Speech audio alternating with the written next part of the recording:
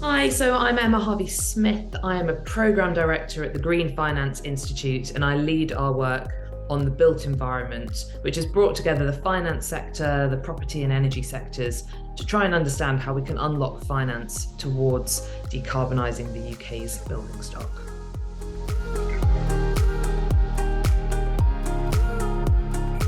Well, the Green Finance Institute, or GFI, was established in 2019 as a direct response to the UK government's Green Finance Task Force.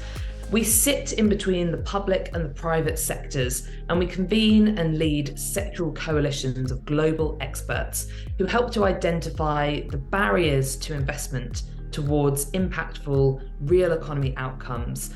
And we focus on innovating new financial solutions that can support those outcomes.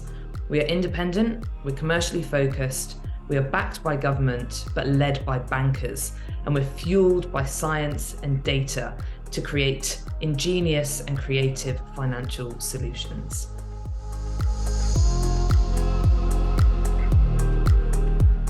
There are several barriers to scaling the green finance market, and we view these in two lights. You have financing green and greening finance, and each one has a unique outcome and unique barriers.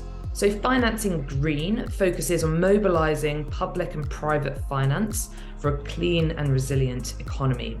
Now, this requires a focus on financing real economy transactions split out by sector. It requires bringing together broad coalitions of global experts and finance experts. It requires looking at the barriers to investment and fostering and developing innovative financial solutions. So the barrier there is actually being able to bring together the finance sector to work highly collaboratively to innovate these new solutions. On the flip side, you have greening finance, which focuses on supporting the greening of the financial system to ensure it appropriately manages the risks of climate change. Now, this requires collaboration with financial regulators, policymakers, trade bodies, think tanks, and multilateral organisations to try and develop tools and frameworks that are necessary to support the greening of the financial system.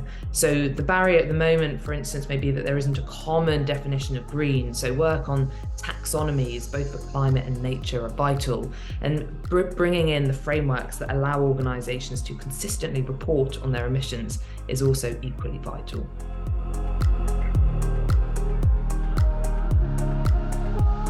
Decarbonising our built environment is a key part of addressing the climate crisis, with homes and buildings in the UK responsible for almost a quarter of the UK's greenhouse gas emissions.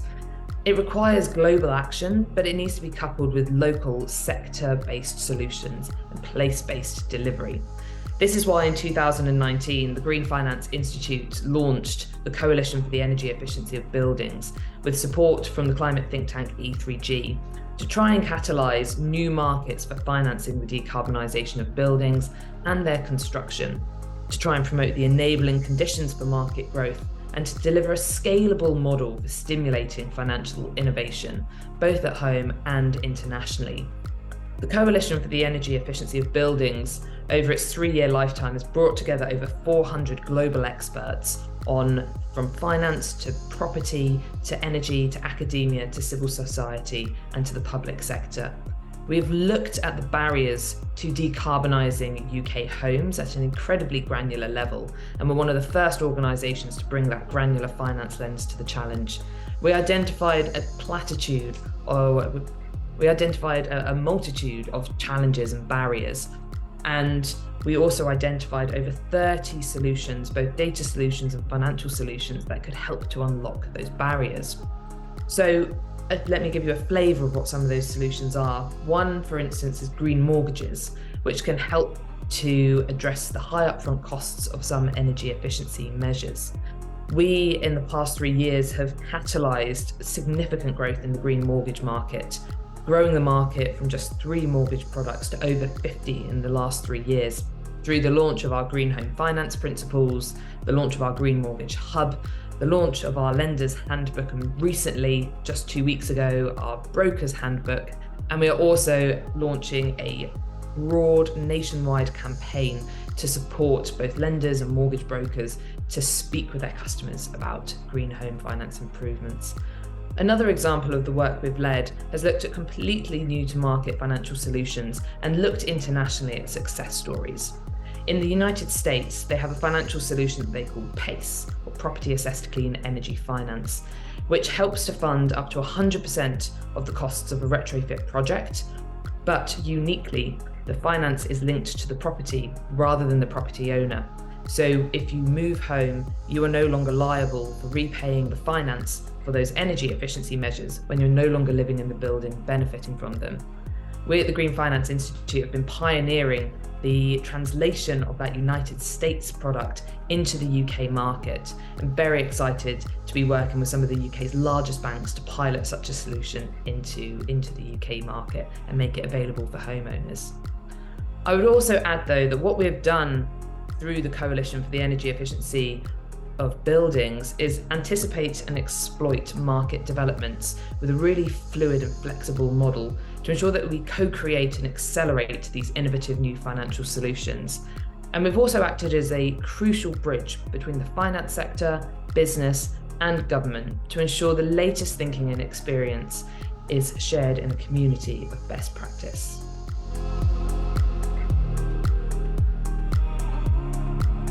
Decarbonising the UK's built environment has a number of barriers, but also a number of opportunities that are both unique to the UK market, but do have parallels with international markets as well.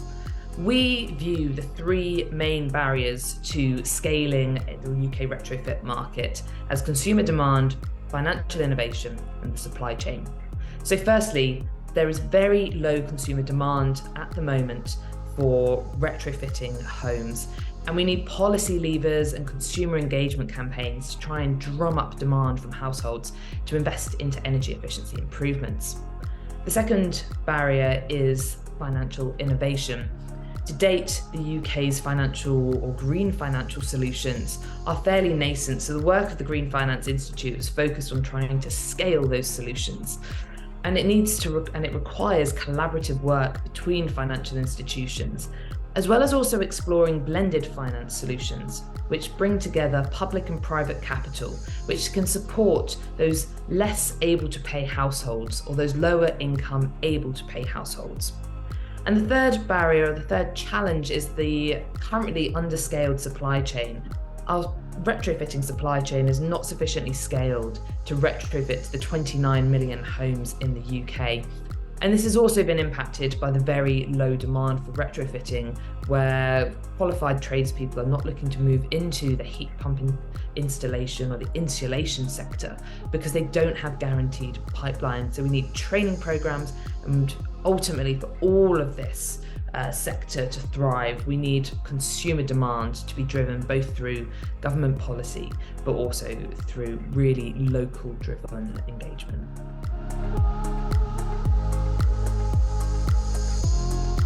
The Green Finance Institute is coming to Innovation Zero because we recognise that clean technology and low carbon solutions are essential for decarbonising our economy, in particular our homes and our buildings. The Green Finance Institute is looking forward to seeing the cutting edge technologies that can improve emissions from our homes, meeting with industry leaders from the technology and investment sectors to learn about the most advanced opportunities in the UK, and also the opportunity to showcase our work on stimulating innovative financial solutions that can help support the green home finance agenda.